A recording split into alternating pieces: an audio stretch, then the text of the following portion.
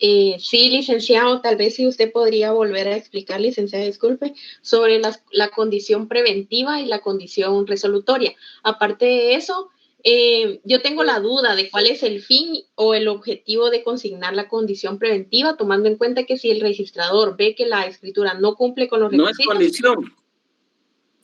No es condición. No es condición, es solicitud de anotación preventiva.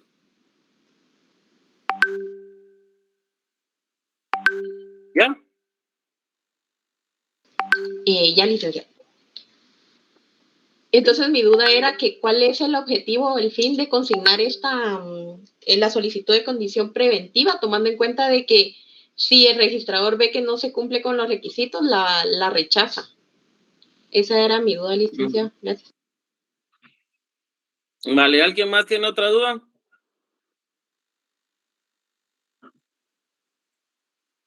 Yo la misma que Damaris. Ok.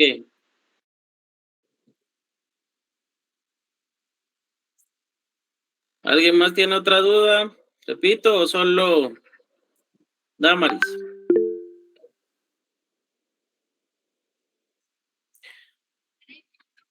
Pregunten, por favor, Luis. Licenciado, buenas noches. Solo respecto a los esquemas de la omisión de partida y la reposición y el asiento extemporáneo, esta se le debe de dar audiencia al registrador del Registro Nacional de las Personas y a la PGN, o se omite esa parte, puesto que en el esquema que usted nos compartió no aparece en la omisión de partida o asiento extemporáneo. Asimismo, en la rectificación de partida sí aparece solamente dándole audiencia al registrador nacional de las personas. En la rectificación de partida sí. En la omisión o asiento extemporáneo, que es el mismo asunto, lo que sucede es que algunos lo denominan como omisión o otros lo denominan como asiento extemporáneo. Quizás para mí el término más acercado es asiento extemporáneo, porque al final cuando algo se ha omitido, algo no se ha hecho, pues la idea es que se asiente de forma extemporánea. Eso es lo que tienen que tomar en cuenta. La reposición es similar, es un asiento extemporáneo. ¿Por qué se repone? Porque está destruido, no se ven bien los datos, hay algo que es necesario, pues se tiene que reponer. No sé si ustedes saben que cuando se trasladó al RENAP, al Registro Nacional de las Personas, muchas de las partidas iban destruidas o como las pasaron a veces a la carrera, se rompieron datos y los digitadores pues tabularon la información a veces errónea. Eso dio lugar a rectificar la información o inclusive si estaba destruido el asiento, pues a reponerlo, ¿ya? Entonces, por eso es que si esa rectificación de partida sí se le da audiencia al RENAP y posteriormente pues se eleva al Registro Nacional de las Personas con suplicado para que sea operado, pero es de la certificación de la resolución notarial, ¿ya? Ahora bien, en los otros no está, no es necesario darle audiencia al RENAP para eso, sino solo se remite la certificación de la resolución final con suplicado para que el RENAP proceda a hacer las anotaciones respectivas, ¿sí? Únicamente. ¿Vamos ahí? ¿Sí o no?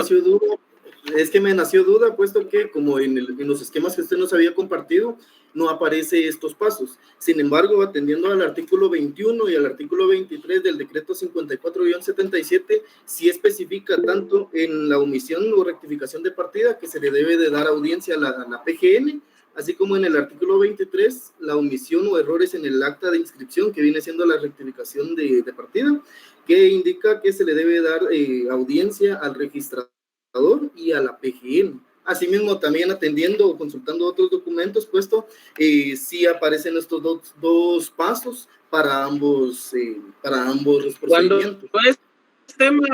Cuando es tema de menores, siempre se le va a dar audiencia a la Procuraduría General de la Nación. En cuanto al caso de los otros asuntos, en la rectificación de partida sí está ese tema que se le tiene que dar audiencia. más no en los otros asuntos. En los otros asuntos sí no está establecido, pese a que en la ley, si se percatan, y es que el decreto 5477 a veces pareciera que estuviera un poco enredado ahí porque tiene varios asuntos dentro de los mismos artículos, y pues debe tomarse en consideración que en la mayoría de casos, inclusive, la propia PGN tiene lineamientos de qué pasos son los que tienen que llevar a los asuntos, y es más, hay algunos que se remitían a ellos para dar opinión y que actualmente la misma PGN está diciendo no, esto no los acepto. Y en el caso del RENAP, de igual forma, cuando no es necesario, el mismo RENAP les va a decir a ustedes y les va a responder que no es necesario que le den audiencia. Si ustedes remiten un asunto, puede hacer que el RENAP se pronuncie o puede hacer que les diga que no, que lo único es que el notario resuelva para que ya proceda a operarlo en el registro. Así de sencillo. Obviamente la certificación de la resolución final del notario con su duplicado para que sea operado, ¿ya? ¿Estamos ahí?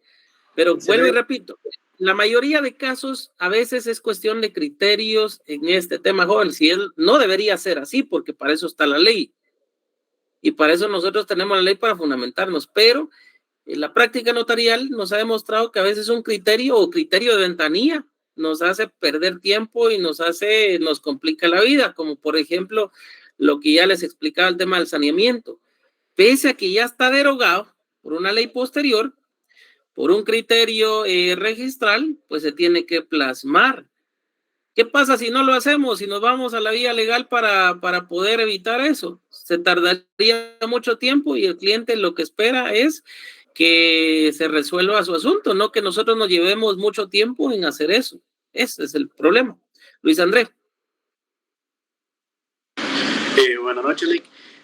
Bueno, ya mi duda ahorita en lo que acaba de explicar era con relación a lo que estaba hablando el compañero David, y es que yo tuve la oportunidad de ver un expediente de omisión de partida, y como usted lo acaba de decir, cuando se pronuncia el Registro Nacional de las Personas, yo vi una opinión que emitió donde mencionaba, ¿verdad?, que quedaba a criterio de la Procuraduría General de la Nación el operarlo, ¿verdad? Entonces ahí ya me resolvió la duda que tenía con lo que acaba de explicar. Gracias. Sí, exactamente, es que ese es el inconveniente. Pero ustedes, yo les digo, lean, porque eso los va a hacer buenos juristas. Si ustedes en el futuro van a estar en una institución o ya están, ese criterio les va a ayudar bastante, y créanme, ese es el perfil y es el currículum que ustedes se van a ir formando. No es el escrito, la mejor carta de presentación que tienen son ustedes mismos. Si ustedes saben discutir, si ustedes saben qué es lo que han estudiado y manejan el tema, no van a tener ningún problema para estar en cualquier mesa de trabajo. Yo he estado en mesas de trabajo institucionales donde tengo que saber qué es lo que estoy diciendo. Si no, es complicado sentarse e ir, neófito en algún tema. Tenemos que saber, tenemos que estudiar. Lean, porque eso les va a ayudar a tener mejor criterio. Bueno, hagamos algo porque estoy viendo que hay temas en la escritura y otras cosas. No nos queda mucho tiempo. Hacemos un breve repaso por la escritura, porque eso es fundamental. Lo tienen en jurisdicción voluntaria en los asuntos que terminan en escritura, y eso involucra 3, 4 pasos más para poder finalizar un asunto que termine en escritura pública. ¿Estamos de acuerdo o tenemos otra propuesta? Por lo menos para avanzar en eso, ese tema después de esto ya no lo volvemos a tocar. Quizás solo el tema de los impuestos.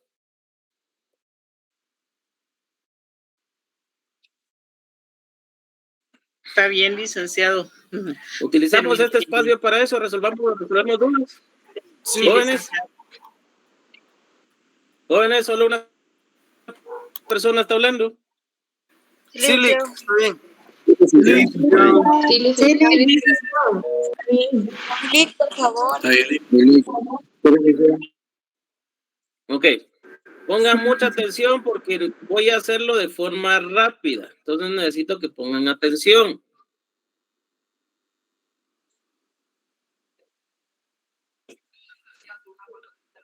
Luis Andrés, ¿tiene alguna duda? Dejé levantada la mano, perdón. Ok. Bueno, en pantalla tienen el cuerpo. La vez pasada que les pedí que redactaran, muchos no llegaron ni a la introducción del instrumento público. Y entonces me deja preocupado a mí porque eso significa que no entendieron el video, tuvieron muchos problemas.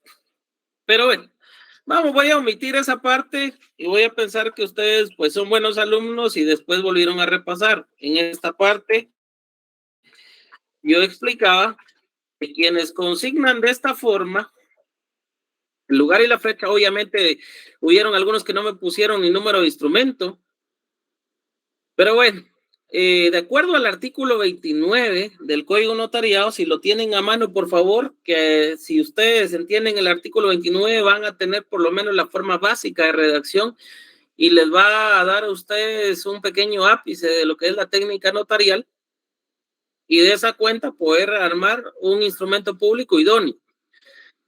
En la mayoría de casos ustedes ven que algunos consignan, y de hecho vi varios así, escritura pública,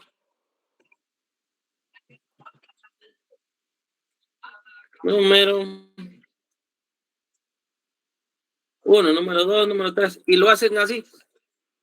El tema es que si está en el protocolo y contiene dentro de la escritura, pues van a haber negocios jurídicos.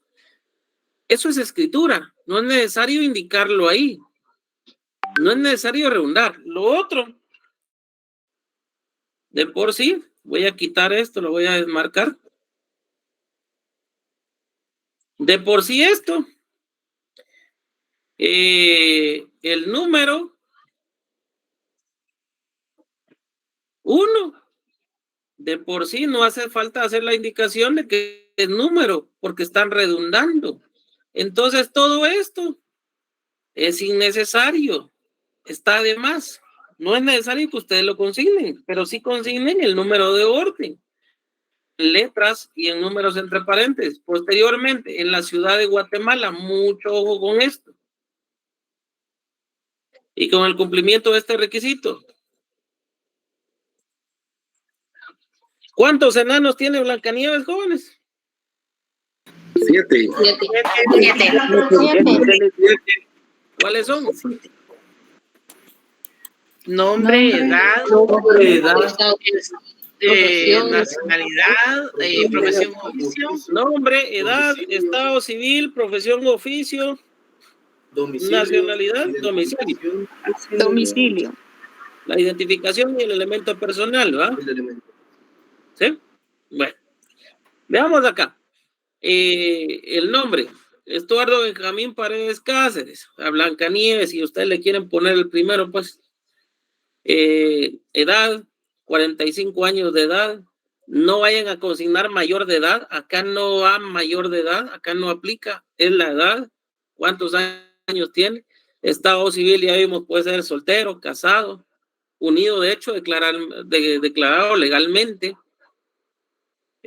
nacionalidad guatemalteco, la profesión o oficio, y ojo con esto, domicilio, ¿qué es el domicilio? Melanie Dairet, ¿qué es el domicilio? El departamento. La circunscripción, ojo, no es el departamento, la circunscripción departamental. La vecindad, la circunscripción municipal. Tienen que utilizar los términos técnicos, acostúmbrense. Está bien que tengan la idea, pero utilicen los términos, hagan la oración, completen la oración. Si solo consignan de este domicilio, la pregunta es, arriba yo consigné Ciudad de Guatemala, ¿indiqué el departamento? No, licenciado. No. Entonces, el problema que hay es, si no indiqué el departamento, pero abajo estoy diciendo que es de este domicilio, ¿estoy incumpliendo con el código notarial? Soy Sí. David Coronel. Sí. ¿Sí? Entonces, ¿qué es lo que les dije yo a manera de consejo? Ya sea que consignen esto, No es en el departamento y municipio, sino en el municipio de Guatemala, departamento de Guatemala, o en el municipio y departamento de Guatemala, si fuera el mismo. La fecha, no hace falta que consignen día ni mes. Por ejemplo, el día 26 del mes de noviembre del año 2023, no hace falta redondar porque ya sabemos que de acuerdo al calendario, las fechas se componen de día, mes y año. Entonces, 26 de noviembre, en este caso sería ¿qué? 20 de marzo de 2024, ¿sí o sí? ¿Sí? Así es, Sí, licenciado. Vale, pues. Después el nombre del notario o notaria. Y es como los tiene que quizás solo hacer hincapié en la forma de indicar el código único de identificación. Algunos están acostumbrados a consignar espacio. De esta forma, 2520 espacio 35100 espacio 0114. Porque así está en el documento personal de identificación. Si bien es cierto, no tiene mayor contrariedad, pero nos regimos por una estructura gramatical. Entonces, el espacio realmente no es el término idóneo para separar grupos de números, sino es la coma. Lo otro es que espacio como tal no es algo escrito, no es un término escrito y pudiera darse que algún criterio les indique que esto no es correcto. No se me duerman porque ya están bostezando. Póngale mucha atención a esto. Bueno, ¿qué es lo correcto entonces? Como son grupos de números, que los separen por las comas. Eso es lo correcto. ¿Cómo me doy cuenta que no han visto las clases? Cuando empiezan a cometer este tipo de errores. Cuando veo que me colocan espacio, consigna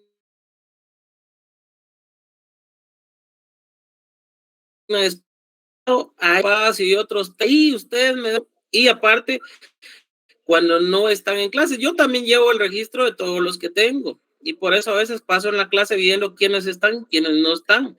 Aparte del listado que tengo de ustedes que estoy sacando de forma virtual, me puedo percatar quiénes están conectados, quiénes han activado cámara y quiénes no. Por ejemplo, vamos a ver, Susan, Stephanie, Florian. De lo último que indiqué sobre el domicilio, ¿qué entendió? Gracias. Que en el domicilio es el área departamental de donde está la persona de la cual se está redactando o personas que tenemos que identificar si no lo identificamos en la parte de arriba. ¿El área departamental o circunscripción? Circunscripción, perdón. Departamental. Perfecto. Bueno. Me dice, licenciado, pero a mí me gusta que sea en la ciudad de Guatemala y mire, a mí eso me encanta y no me lo va a quitar. Bueno, si quiere hacerlo así, consígnele el domicilio. Con domicilio en el departamento de Guatemala o de donde es cada uno de los comparecientes. Puede ser que tengan en Quiché, tengan en Quetzaltenango o Huetenango. Consignen eso. Y ya salvaron ese error, pero si no lo salvan, me voy a percatar y obviamente sé que ahí no están poniendo atención. Ok, terminamos de identificar a las partes. ¿Y qué les pedí la vez pasada? Una representación. Bien pudo ser a través del acta de nombramiento, que obviamente se escribe en el libro de auxiliares de comercio del registro mercantil, o bien pudo ser a través de un mandato. Si fuera un mandato, imaginémonos que el caso del vendedor estuviera representando una sociedad. Quien comparece como mandatario, pongamos un mandatario especial con representación de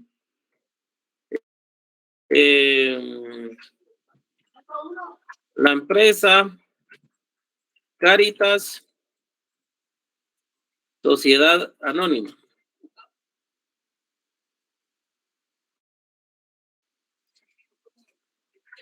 Calidad que acredita con el testimonio de la escritura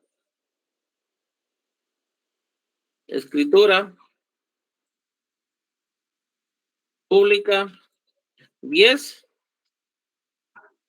de fecha 12 de enero de 2024, autorizada por la notaria Evelyn Diegues. Ok. A quien en lo sucesivo el presente instrumento se le denominará indistintamente como el vendedor. Pregunta, ¿me hace falta algo ahí? Sí, licenciado, para mí en la notaria tendría que ir los dos nombres y los dos apellidos. Ah, bueno, pero si solo tiene un nombre y un apellido, y qué bueno que haya dicho eso. Si solo tiene un nombre y un apellido, ¿qué sucede? ¿Es necesario consignarle el UA? Uno con nombre, único apellido. ¿Qué dicen ustedes? Yo pienso que sí.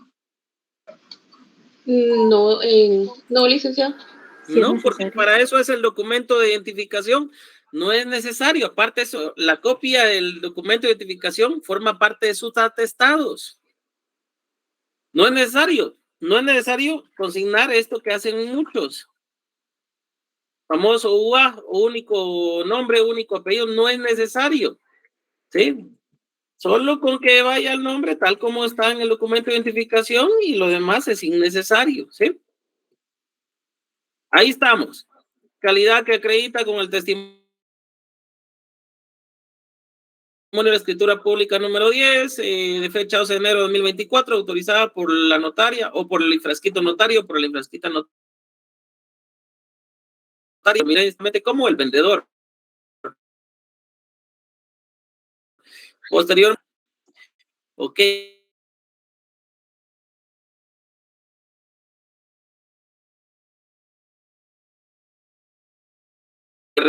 Representación se ejercita, porque si no hubiera representación, pues no es necesario, pero en este caso sí, que la representación que se ejercita es suficiente de conformidad con la ley y a mi juicio, ¿para qué? ¿Para qué de acuerdo al Código Notarial? Para el otorgamiento del presente contrato. Y luego ya doy fe. ¿Dónde está? Perdone. ¿Sí? En lo de la representación por medio de mandato, ahí hace falta que está inscrito en el Archivo General de Protocolos, ¿no? No, eso sí no es necesario consignarlos. ¿Por qué motivo? Les pregunto, si no está inscrito, ¿el notario, para el notario es idóneo o no es idóneo? Vean lo que estoy diciendo ahorita en el hago constar. Hago constar, eso cada uno lo hace constar. Que la representación, y ojo, vean esta parte, esta última parte, donde está el hago constar, se los voy a subir.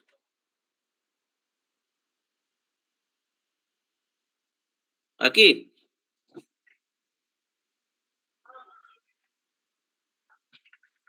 Hago constar que la representación que se ejercita es suficiente de conformidad con la ley y a mi juicio para el otorgamiento del presente contrato. Eso lo pide el Código Notarial. Si no estuviere operado en el registro de procesos accesorios, les pregunto, ¿será suficiente? ¿Podrá aceptar el notario esa representación o no? No, Porque no está inscrito. No, licenciado. Licenciado.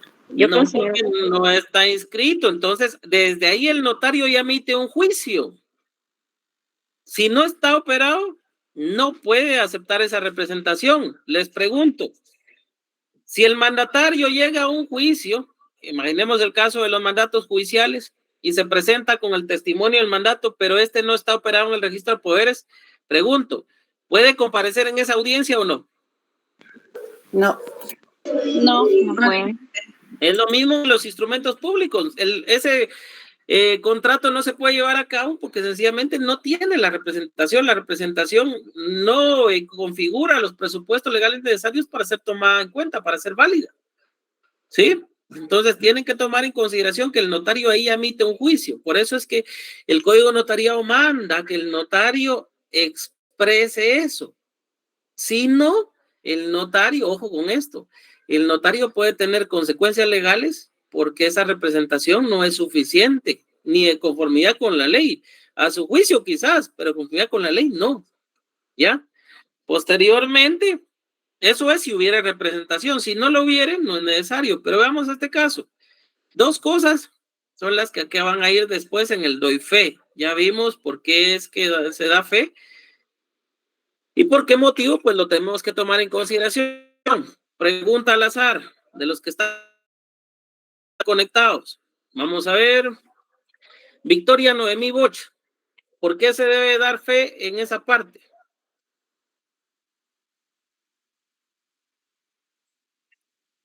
Victoria Noemí Boch. Victoria Noemí Boch, nuevamente. Buenas noches, licenciado. Disculpe.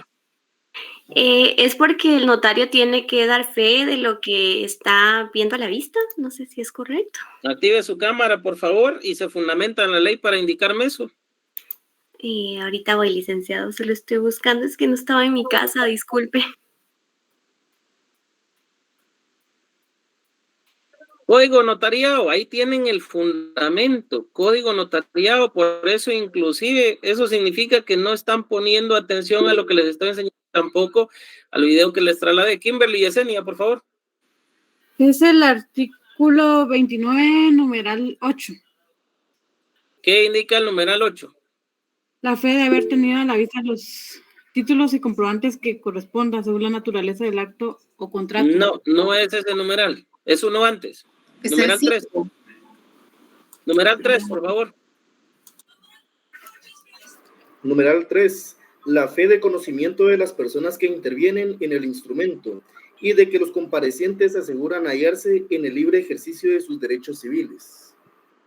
Ahí, exactamente. La fe, esa partecita de la fe, márquenla. Márquenla. ¿Por qué? Porque eso se ha prestado a criterios. En la práctica no se hace. En la práctica el notario, bueno, en algunos instrumentos solo indica los comparecientes manifiestan ser de los datos de identificación personal indicados y de hallarse en el libre ejercicio de sus derechos civiles y les aceptan el instrumento. Pero alguien que es formalista viene y dice, no se le puede aceptar e inclusive podría conllevar que le suspendieran el instrumento. ¿Por qué? Porque lo real es que el Código Notariado indica dar fe. Y por ese dar fe es que pueden ponerle el criterio de que el notario ahí olvidó dar fe. Entonces esa partecita mejor para evitar criterios, para evitar tanta cosa y que le suspendan el instrumento público, yo lo hago de esta forma. Esa es una forma que le sugiero. José Antonio Robles. Sí, licenciado, buenas noches. Entonces, en esto de doy fe, lo que también se dice es de que los comparecientes actuaron voluntariamente. No, porque se supone que si no hay voluntad, lo que pasa ahí al no haber voluntad es que se está siendo violentado el artículo, ¿cuál es? 1541, si no estoy mal, donde está el negocio jurídico. ¿Qué artículo es? 1254, licenciado. 1251, perdón. 1251. ¿Quién lo lee? Código Civil, 1251. Artículo 1251. El negocio jurídico requiere para su validez capacidad legal del sujeto que declara su voluntad, consentimiento que no adolezca de vicio y objeto lícito. Entonces, José Antonio Robles, consentimiento que no adolezca de vicio. Es decir, tiene que, en el acto tiene que comparecer voluntariamente. Si no hay voluntad, desde ahí se cae todo el negocio. Ese es un vicio del consentimiento en la declaración de voluntad. Por eso es que no hace falta que se manifieste. ¿Sí? Entonces, yo lo que hago es utilizar esta forma. que los comparecientes. ¿Por qué? Porque yo no sé si el DPI de pronto es falso o tiene algunos inconvenientes, entonces mejor lo hago de esta forma.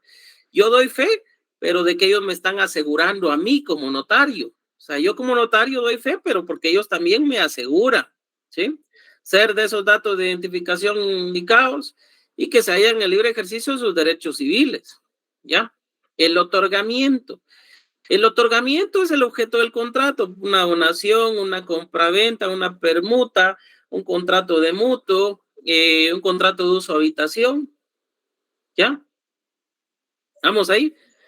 Cuando es compraventa debe indicarse si es de bien mueble o bien inmueble, si es bien inmueble, si es urbano o es rústico, porque si no se los van a suspender por eso. Ok, cláusulas. Son cláusulas, no son puntos. Entonces, primera, antecedentes. Ponga atención, Kimberly y Yesenia, porque si no se va a quedar rezagada en esta clase. Ok. En los antecedentes, mucho ojo con esto. Quizás voy a quitarles esto para ir repasando. Manifiesta, en el caso de una compraventa, y esto es para que lo entiendan, ¿por qué estoy tomando esto como base? Porque les va a servir para toda la demás base de contratación, pero es quizás la escritura base que van a encontrar en jurisdicción voluntaria y después les va a servir como aspecto formal para entender lo demás. Por eso es que se la estoy enseñando. Manifiesta el señor Stuart o manifiesta el vendedor. Como hay representación, manifiesta el señor Stuart Cáceres en la calidad con que actúa. ¿Por qué? Porque está actuando en representación de una sociedad que es propietario. Acá, ¿cuál ha sido un problema? Legítimo. Propietario. Pregunto, ¿es necesario consignar esto? Legítimo. ¿Es necesario? No, licenciado. No, Bueno, no. ¿qué dice? No, licenciado. ¿Es necesario? Virgilio, Josué, ¿es necesario?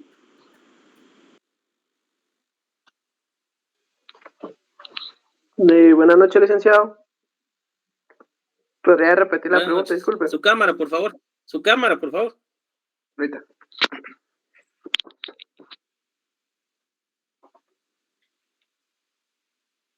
¿Podría repetir la pregunta, Ley? La gorra, por favor. Estamos en clases. Mira, yo por eso no tengo pelo, para no tener problemas con eso de que si no me he peinado, pues la gorra me lo vaya a ocultar. ¿Es necesario consignar el término legítimo en esa parte o no? No, licenciado. ¿Por qué?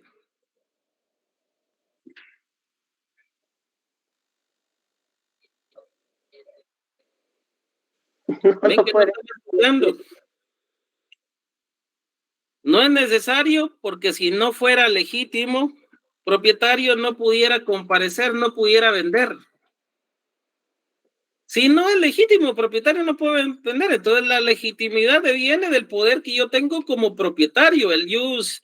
En este caso, tenemos un jus puniendi sobre eso. ¿Ya? El jus, ese derecho que nos otorga el derecho de propiedad, ¿sí? Esas facultades que nos otorga el derecho de propiedad, solo las vamos a tener si somos legítimos propietarios. Si no, no. Entonces, con el hecho de indicar propietario, si yo soy propietario, tengo que tener la legitimidad del bien, que me da todas las facultades que involucra el término de propiedad. Si soy nudo propietario, voy a tener ciertas facultades. Si soy usufructuario, voy a tener ciertas facultades. Si tengo los dos, voy a ser propietario en su forma extensa. Entonces, indicar propietario, el propietario contiene todo. Indicar legítimo propietario, legítimo está de más. Si no, no pudiera comparecer si fuera ilegítimo. Del bien inmueble identificado en la legítima de la propiedad como finca 12, ahí va finca, folio y libro. Y ojo, con esto tengan cuidado. porque muchos, no sé si ya lo vieron, pero acá me cometen errores. Me consignan del libro 10, E, F, G, H, I, J, K, L, puchicas, y casi que va todo el abecedario.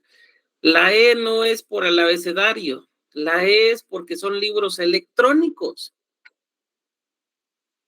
Entonces la E siempre va a ir si es un libro electrónico. Si no es libro electrónico, no va a ir la E. Anteriormente eran solo libros físicos. Uno iba al registro de la propiedad, había un lugar donde uno pasaba hasta adentro, nuevamente entraba a la derecha, al fondo.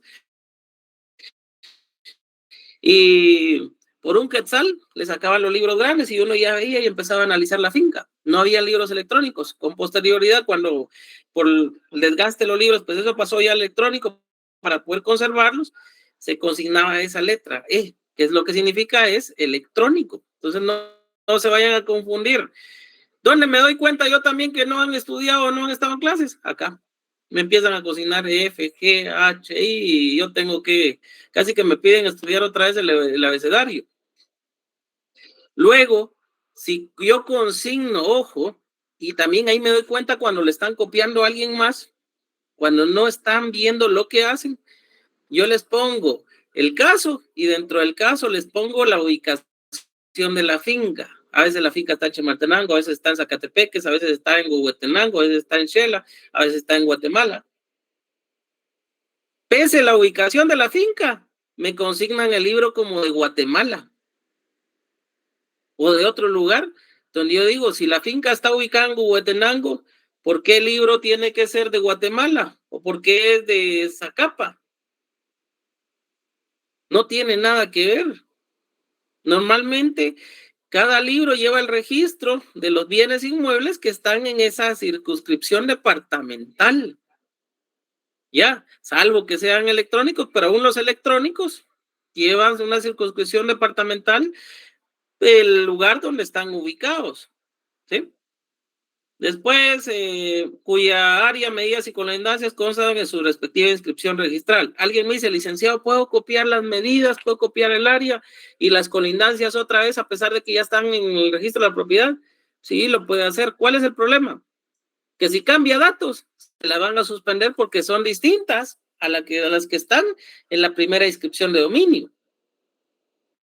¿Cuándo sí es necesario? Pero aquí es otro tema. Por ejemplo, en muchos casos se ha dado la situación que ya los bienes ya no tienen la misma dirección. Anteriormente algunos se indicaban como lote 10, cantón Pajapita, de tal y tal municipio, o tal y tal aldea. Y de pronto creció la urbe y empezaron a especificar con mayor claridad las direcciones, hacer una nueva identificación catastral y obviamente identificación de los bienes inmuebles. Y le pusieron calles y pusieron avenidas y pusieron número de casa. Y en la actualidad, pues ya hay un número de casa. ¿Por qué es importante eso? Alguien, mire, licenciado, eso está de más, eso no sirve. Mucho ojo con eso, porque si alguien usurpara su bien o estuviera en el bien y lo quisieran desalojar, tiene que consignar la dirección del bien inmueble. Imaginémonos que consigne la dirección actual, pero en el registro de la propiedad no aparece. Una de las excepciones que yo podría plantear sería esa, que la dirección del bien inmueble no es la misma que está planteando el demandante en el memorial, que por lo tanto podría corresponder a otro bien inmueble, pero no a ese bien inmueble. ¿Se dan cuenta entonces ahora el tema de la importancia de que esté la dirección actual, que sea la misma que está en el registro de la propiedad? Y ven la importancia de ello. ¿Sí? ¿Ya entendieron ustedes esta parte? ¿O no? Necesito que comprendamos esto, porque esto es bien delicado. Entonces, cuando llega un cliente conmigo, yo a veces no solo le ofrezco el hacer el contrato de compraventa, sino le ofrezco la posibilidad de solicitar una modificación en la primera inscripción de dominio.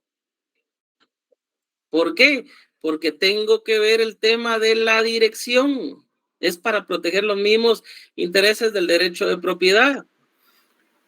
¿Cómo se puede hacer? Aparte que se hace en escritura, que lo permite el Código Civil, se tiene que solicitar una certificación de catastro, donde está obviamente municipal, donde está la nueva dirección del bien y que esa nueva dirección corresponde a ese número de finca, folio, libro.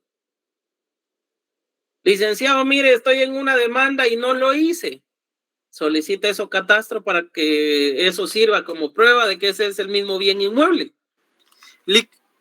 Perdone, eso está así como, pues antes las casas estaban numeradas con, por decirle un ejemplo, 308, y hoy en día ya está sexta calle, guión, o sea, está 6 guión y tal, ¿vale? Lo mismo que usted explicaba. Sí. Exactamente, eso es. Lo que quiero que me entiendan es este tema, porque miren, jóvenes, yo los estoy estacionando en la práctica y a veces me meto yo, perdón que me meta yo en cosas que quizás no me han llamado, pero considero que les van a servir a ustedes en su práctica notarial y en su práctica también como abogados. Les estoy enseñando directamente la práctica, cosas que van a ver y que les pueden pasar y que les van a servir. Entonces tienen que tomarlas en cuenta. Kimberly, por favor. Lick, o podríamos solicitar una consulta electrónica para verlo la dirección. No, es que eso vea, una lo tienen en el testimonio que les tiene que presentar el cliente, pero otra quizás no consulta, sino certificación completa de la finca. ¿Sí? De historial completo.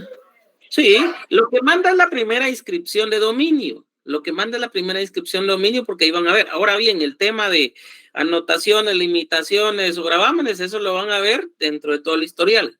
Oye. Importante, y ojo, yo cobro, por ejemplo, y les doy mi punto de vista, yo cobro por un estudio registral y catastral. ¿Por qué motivo? Porque inclusive hago un análisis de la cadena de traslados de dominio. Les voy a explicar por qué motivo. Una persona que compra una propiedad desconoce si alguna de las personas que aparecía anteriormente como propietario le compró a alguien que de pronto ya está fallecido. ¿Por qué motivo? Porque el registro de la propiedad no verifica si el vendedor está vivo o ha fallecido. ¿Por qué no lo hace? Anteriormente se planteó. Y si hay alguien acá del registro, algún colega escuchando, no me dejará mentir, se planteó que los operadores antes de escribir pudieran ver en RENAP, corroborar en línea si ambas personas o los otorgantes estaban vivos o alguno de ellos había fallecido. Y el problema que plantearon era que iba a ser mucha carga de trabajo para ellos y que el notario tenía fe pública y que ellos no podían violentar eso y que aparte si lo implementaban, entonces que ellos iban a parar el trabajo. Y ya no se hizo. Pero eso sí es muy importante. Como no lo hace el registro de la propiedad antes, como sugerencia, para que el comprador, pues por lo menos tenga respaldo, verifiquen. Porque yo les digo, yo ya me he encontrado con casos donde uno de los vendedores estaba fallecido al momento de firmar el contrato, suscribir el contrato traslativo de dominio. Y cuando le dije a estos mis clientes que fueran mejor a verificar porque ese bien inmueble podía tener problemas, se encontraron con un vecino, le dijo, mire, sí, eso ha tenido problemas, ya ha venido la policía, incluso uno estuvo en problemas judiciales. ¿Y qué era lo que quería el vendedor? Estafar a esas personas. Entonces, ojo con eso. Mucho cuidado. Mucho cuidado. Es como que les quisieran vender un carro que estuviera dañado. A veces el vendedor solo quiere tener dinero y ya desprenderse de eso y cargarle esa responsabilidad a la persona que compra. Quizás a él lo engañaron también, pero ojo, eso puede ser un problema. Licenciado, también Sí, se puede dar que le hacen doble finca, ¿verdad? ¿Cómo así? Venden un terreno a una persona y vuelven a vender el mismo terreno a otra persona y como que tuviera doble suelo. Y entonces a veces hay dos personas con escritura, pero no tienen el número de lote, por ejemplo, y la Sí, otra mire, sí. Y las sí, colindancias están a veces similares. sí, eso sucede debido a, hay dos problemas que pueden pasar ahí. Derechos posesorios, una persona tenga derechos posesorios y la otra tenga sus derechos registrados. Y alguien dirá, a mí me han enseñado en la universidad, y perdón que sea claro con ustedes en ese sentido, me han enseñado en la universidad que el que tiene la escritura, obviamente tiene registrados sus derechos, ese es el que tiene derecho sobre la propiedad, y el que tiene derecho de posesión, no. Pero en la práctica se toma como, o el juez previo a calificar dice es que me está presentando el testimonio de la escritura donde tiene la declaración de sus derechos posesorios, y el otro me está presentando el testimonio de la escritura, obviamente registrada en el registro de la propiedad, valga la redundancia, operada en el registro de la propiedad, y los toma como dos títulos. ¿Qué es lo que se hace para resolver ese conflicto? Se acude al registro de información catastral para que haga un levantamiento no solo del área, el bien, las medidas del bien, sino de la ubicación del bien, y que diga a quién le corresponde ese derecho, si a la finca que está registrada o a la otra persona. Gracias, licenciado. Y ahí hay muchos conflictos y hay muchos problemas porque a veces los jueces no protegen el derecho de propiedad. A pesar de que el registro de información catastral está diciendo esto pertenece a la finca tal y tal, muchos jueces, desconozco, pueden haber otras intenciones, yo no señalo a nadie en particular, pero no protegen el derecho de propiedad, se los aseguro. Y hay muchos colegas también a veces que no protegen o no defienden ese derecho de propiedad en un juicio, y se termina el propietario perdiendo su propiedad, o mejor dicho, atrasando el cumplimiento de ese derecho de propiedad, y lo sacan inclusive de sus casas por ese problema. Acá obviamente hay estrategias y hay otras cosas que ustedes deben de manejar. Yo no me voy a meter tanto a ese terreno porque me voy a meter a otra área del derecho que yo infiero que ya se las enseñaron a ustedes y que ustedes ya son expertos en eso. Pero les traslado esto para que ustedes por lo menos de una forma muy somera puedan entenderlo y tengan cuidado con eso en la práctica, ¿sí? Sobre todo si llevan a sus clientes y les piden asesoría, denles buena asesoría. Estamos acá, ¿verdad? Ok, la ubicación del bien. Si no consignan la dirección de la ubicación del bien, realmente no se los van a suspender porque eso está la dirección está en el registro de la propiedad, en la primera inscripción de dominio. Si le ponen la actual, se los van a suspender porque no va a concordar con la dirección que aparece en la primera inscripción de dominio. Por eso es que hay muchos no lo consignan, porque si no se lo suspenden por eso. Y ahora bien, la forma en que acredita el derecho de propiedad. Por testimonio, el testimonio posteriormente lo tiene que razonar el notario de que ese bien inmueble ya se vendió, o bien por una certificación completa de la finca. Ya, para poder respaldar ese derecho de propiedad. Me voy a pasar hasta acá. Voy a quitar esto y me voy a trasladar hasta acá. El saneamiento. Artículo 30 del Código Notariado. ¿Quién lo lee, por favor? Artículo 30. En todo acto o contrato del otorgante que obligue, hará constar de manera expresa si sobre los bienes que motivan el acto, acciones, cuando estos puedan afectar los derechos del otro otorgante, y el notario les advertirá las responsabilidades que debe incurrir si así no lo hicieren. Ok, vean con esto. El artículo 30 manda el saneamiento para todos los contratos. Para todos los contratos, sin excepción. Pero el Código Civil ya regula el saneamiento y todos los aspectos, y no solo un artículo, sino de qué forma inclusive se debe dar el cumplimiento cuando hay limitaciones, hay anotaciones o hay gravámenes sobre el bien y no se ha declarado, ¿sí? Entonces, y hay una regulación específica para eso.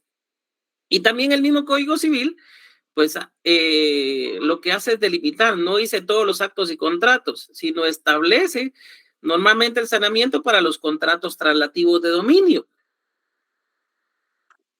Entonces, ¿qué es lo que debemos entender? ¿De qué forma se derogan las leyes? Acá hay una de las formas. ¿Por qué una nueva ley? Pues ya regula, con posterioridad, ya regula lo concerniente a ese aspecto, a ese tema. En este caso, el saneamiento regulado en el artículo 30 de 1947 del Código Notariado, posteriormente fue regulado por el Código Civil en 1964, entonces ya se encuentra derogado, exactamente, 1543 en adelante. Entonces ya se encuentra derogado. Pero en la práctica, si ustedes no lo consignan, le suspenden el instrumento. ¿Qué problemas conlleva eso? Yo les diría efectos legales de cuáles serían estos problemas con consignar esto para todos los actos y contratos. Que uno de los criterios en el registro de la propiedad deviene el caso que, por ejemplo, una unificación de bienes inmuebles para sí mismo obliguen a que el otorgante consigne la cláusula de saneamiento. Y la cláusula de saneamiento no es más que el hecho de tratar de obligar a la otra persona que si hubiera algo que le afecte a la persona que está adquiriendo el bien, pues tenga que responder. Pero en este caso, imaginemos el caso de una unificación del bien inmueble. Yo compré 3 terrenos, estaban diferentes dueños. Ahora quiero unificarlos y que sean un solo bien. La cláusula de saneamiento, ¿cómo va a ser redactada si al final esos bienes ya son míos? Manifiesta el compareciente que sobre bien inmueble que por este acto se unifica, no pesan anotaciones, limitaciones ni gravames que puedan afectar los derechos de mí mismo. Así sería. ¿Ven cómo es ilógico eso? Por eso es que les digo. Pero ¿por qué es que lo piden que se plasme? Porque el artículo 30 establece que debe ser para todos los actos y contratos. Y entonces esos criterios realmente conllevan a actuaciones que no precisamente son tan razonables, porque ya se encuentra derogado ese artículo y porque pues basándose en lo que el mismo Código Civil ha considerado, está para los actos traslativos de dominio, ¿sí? Entonces para que lo tomen en cuenta, pero bueno, en la práctica si no lo hace se lo suspenden y eso es lo que quiero que al final ustedes puedan considerar. El precio de la venta. Aquí no me voy a tener tanto porque es cuánto se vende el bien inmueble y la forma en que se paga. Pero acá sí, en la anotación preventiva. Y acá vamos a la duda que tenían antes. ¿Por qué solicitar la anotación preventiva? ¿Qué sucede si les presentan, no el testimonio de la escritura, sino les presentan una certificación completa a la finca para acreditar el derecho a propiedad? Y el notario es uno de los que a los 15 días o el mes siguiente lleva el testimonio al registro de la propiedad para ser operado. ¿Qué pasa si el vendedor al día siguiente o a los 2 días va con otro notario y vuelve a vender el bien? Ese bien que ya había vendido se lo vende a alguien más, aprovechando que en el registro de propiedad no ha sido presentado ni está operada la compraventa. Recuérdense que ahí no se ha configurado el principio de publicidad registral porque no ha sido operado en el registro. Y para ese derecho erga omnes oponible frente a terceros, tiene que haberse dado la publicidad registral. Entonces, ¿puede venderlo? Sí, puede ir con otro notario y el notario, desconociendo eso, puede hacer el contrato de compraventa. Y si es notarios que es pilas en el área, pues se va a ir y al día siguiente o en ese momento va a enviar el testimonio, paga los impuestos, envía el testimonio con suplicado al registro de la propiedad y ya entra. ¿Qué pasa con el primer comprador cuando su testimonio intenta ser operado? Ya hay otra persona que tiene el dominio y entonces su testimonio va a ser suspendido porque el señor tal y tal, es decir, el vendedor, no tiene derecho sobre esa finca. Por ese motivo se lo van a suspender. ¿Qué podemos hacer para evitar eso y que el vendedor no nos vaya a sorprender? Solicitarle acá al registrador que si hubieren, o sea, que si le suspenden el instrumento por algún requisito subsanable, que se pueda subsanar por medio de una ampliación o modificación, se le den espacio de 30 días de conformidad con la ley para que el notario pueda presentar la escritura de ampliación, se pueda subsanar eso y ya se opere el testimonio de la escritura pública de compraventa. Por ese sencillo motivo es. Para que no vayan a sorprender al comprador y que después el vendedor vaya con otro notario y se opere primero la otra compraventa y entre en juego aquel término de tercero registral. ¿Sí? Para eso es. Luego pueden haber obligaciones accesorias, pues esto no es tan necesario, pero en la práctica algunos convienen hacerlo, que es, si en dado caso, pues pedirle a la persona que dentro del instrumento se obligue, que si es necesario, pues que después concurra a firmar una escritura de ampliación, aclaración o modificación, pues deba hacerlo para ahí que ya no le tenga que cobrar nada al comprador por hacer esa diligencia.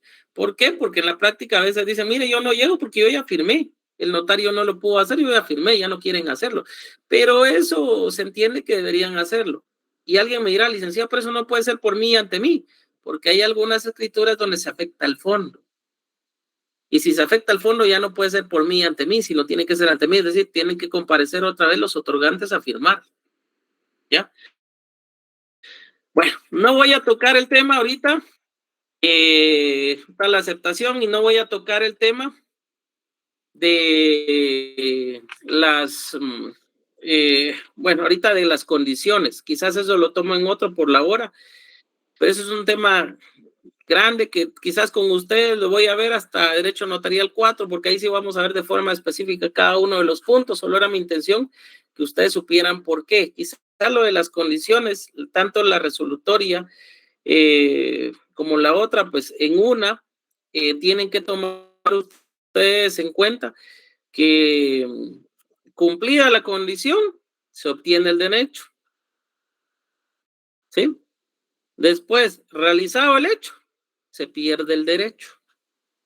Por ejemplo, una condición de no ingerir bebidas alcohólicas en el lugar, no sembrar, por ejemplo, marihuana, otro tipo de siembras ilegales.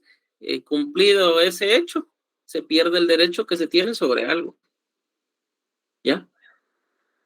Eso es lo que tienen que tomar en cuenta, pero como le digo, acá vamos a perder tiempo en eso y eso lo van a ver conmigo en Derecho Notarial 4 para que aprendan a redactar bien, como tiene que ser. Bueno, lo demás ya lo manejan ustedes, es solo un pincelazos, porque ya lo hemos visto. Y después vamos a entrar a los últimos documentos que nos hacen falta de jurisdicción voluntaria y de último empezamos a estudiar ya de forma específica cada asunto para terminar este semestre bien y la práctica que nos va a ayudar con el trabajo que ustedes van a realizar. ¿Dudas hasta acá? Y si no, pues damos por finalizada esta clase, a no ser que alguien tenga algo diferente. ¿Ustedes me dicen? No, licenciado, gracias. Ok, Luis David. Buenas noches, Lic. Luis David tiene levantada la mano. Sí, licenciado, sobre solo una consulta respecto el por qué se consigna únicamente el delito de perjurio cuando indica, me expresa tal persona bajo percibimiento de las penas relativas al delito de perjurio y no se especifica el delito de falso testimonio. Ah, ok. Sí, comprendiendo ustedes son los expertos en derecho penal, pero se lo voy a explicar. Mira, pues, en esta escritura, ¿dónde vio delito de perjurio? No logré ver, pero he visto en otras escrituras donde indica, donde se toma el testimonio de la persona que está brindando los datos de identificación personal o bien datos relacionados a normalmente son en las declaraciones juradas, normalmente, las actas de declaración jurada. Algunos colegas lo hacen en otras actas también y otros vienen y se atreven a hacerlo en las escrituras públicas. ¿Por qué no se consigna falso testimonio? Delito de perjurio, ¿a quién pretende beneficiar el delito de perjurio?